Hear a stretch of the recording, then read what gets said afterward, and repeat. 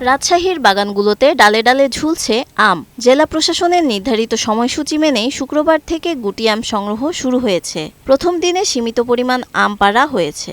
এবার আমের ভালো ফলন হয়েছে।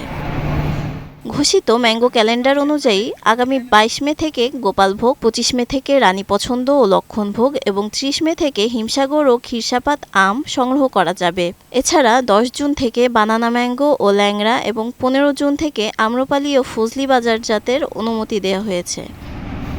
এদিকে বাড়ি আম ৪ সংগ্রহ শুরু হবে ৫ জুলাই, আশ্বিনা ১০ জুলাই এবং গৌরমতি ১৫ জুলাই থেকে বাজারে তোলা যাবে। তবে কাটিমন ও বাড়ি আম ১১ জাতের আম সারা বছরই সংগ্রহ করা যাবে। ম্যাঙ্গো ক্যালেন্ডার অনুযায়ী আম নামাতে পেরে খুশি চাষিরা। এবার ভালো দামের আশা তাদের।